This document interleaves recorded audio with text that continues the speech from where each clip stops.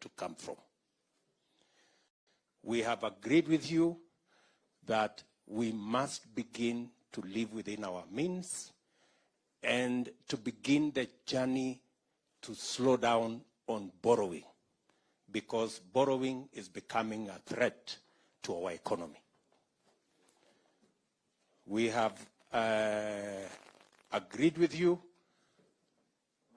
that we are going to be regular in making sure that you have information that is necessary for you to make the decisions that you have to as legislators, as people who appropriate government resources for us to run our programs, and as people who provide oversight over what we do as government.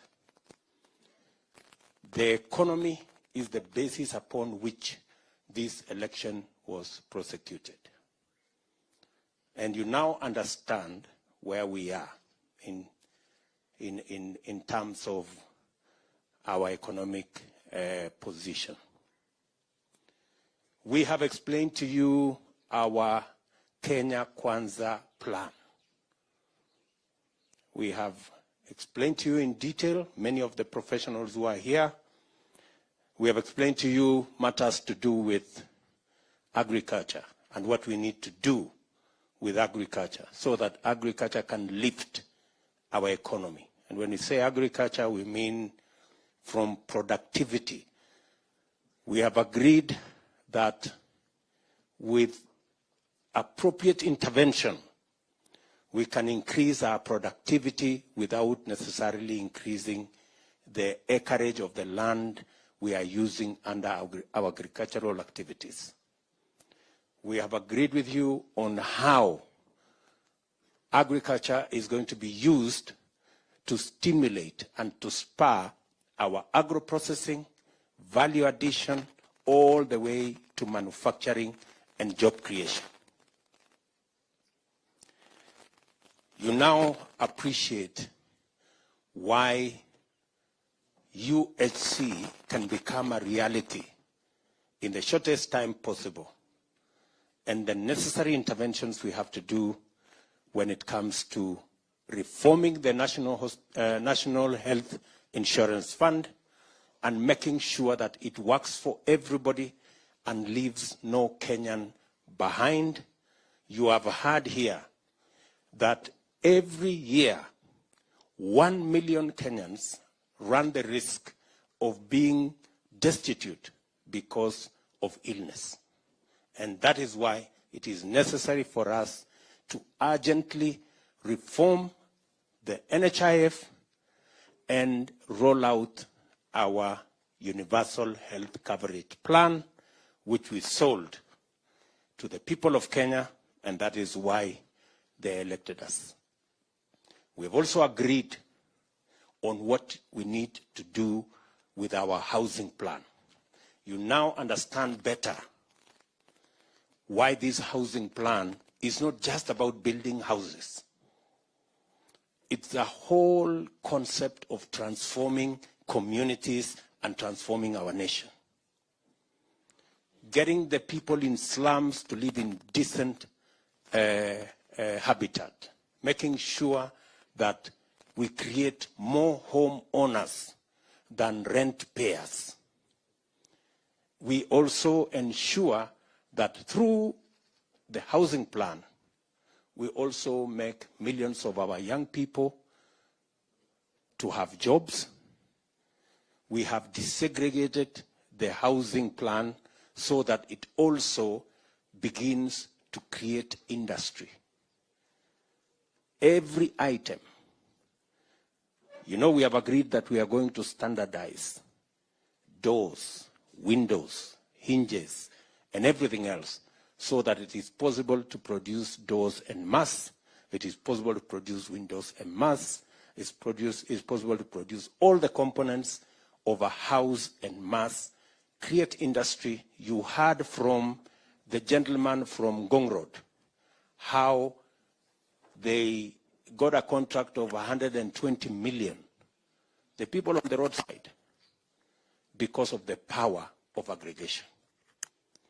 I think we've also agreed with you that we have among the lowest saving as a percentage of GDP in our region. It is not possible for us to continue contributing 200 shillings and pretending that we are doing anything called saving. It is not saving. It is a joke.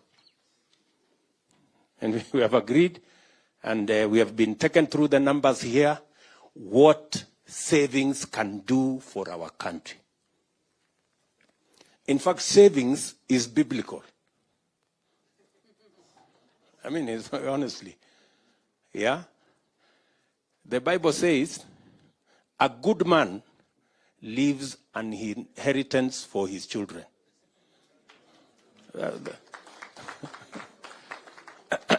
So, for those of you who are believers, you will also be fulfilling what the Bible says. And you could possibly go to heaven. for saving, you know? So we all agree that we have to raise our savings as a percentage of GDP. It is not possible for NHIF to continue receiving 200 shillings from people who earn as much as 1,500,000, 200,000. You have heard that it's even becoming expensive administering the 200,000.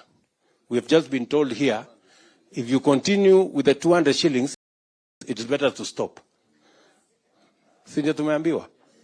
So, good people, we have to do the necessary reforms, change the law, amend the regulations so that we can save appropriately.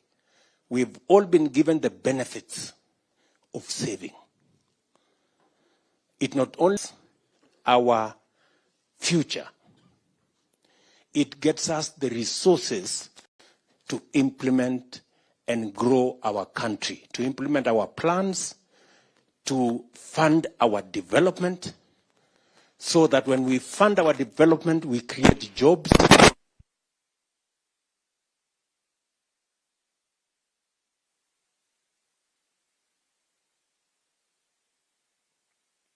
Not grow our wealth on the savings of other people, because they are not going to give us free money. They'll give us money, but they will demand a return on it. So we become their slaves.